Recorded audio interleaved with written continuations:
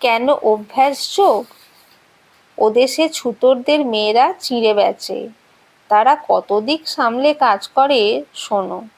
ঢেঁকির পাট পড়ছে, হাতে ধানগুলি ঠেলে দিচ্ছে, আর এক হাতে ছেলেকে কোলে করে মাই দিচ্ছে।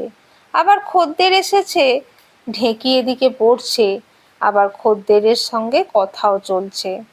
খদ্দেরকে বলছে, তাহলে তুমি যে ক পয়সা ধার আছে সে ক পয়সা দিয়ে যেও, আর জিনিস লয়ে যেও।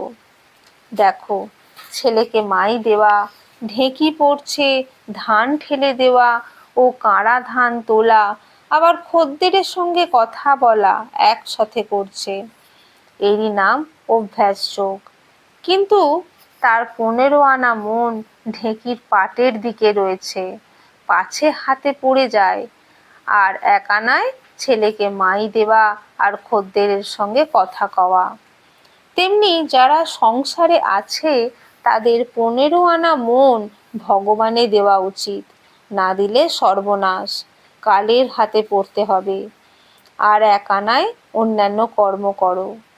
জ্ঞানের পর সংসারে থাকা যায়, কিন্তু আগে তো জ্ঞান লাভ করতে হবে। সংসার রূপ জলে মন রূপ দুধ রাখলে মিশে যাবে, তাই মন রূপ দুধকে দই পেতে নির্জনে মন্থন করে মাখন তুলে সংসার রূপ জলে রাখতে হয়। ব্রহ্ম কি তা মুখে বলা যায় না, যার হয় সে খবর দিতে পারে না। একটা কথা আছে, কালা পানিতে জাহাজ গেলে আর ফিরে না। 4 বন্ধু ভ্রমণ করতে করতে পাঁচিল ঘেরা একটা জায়গা দেখতে পেলে। খুব উঁচু পাঁচিল, ভিতরে কি আছে দেখবার জন্যে সকলে বড় উৎসুক হলো। পাঁচিল বেয়ে একজন উঠল, উঁকি মেরে যা দেখলে তাতে অবাক হয়ে হা হা হা হা বলে ভিতরে পড়ে গেল। আর কোনো খবর দিলে না, যেই ওঠে সেই হা হা হা হা করে পড়ে যায়, তখন খবর আর কে দিবে?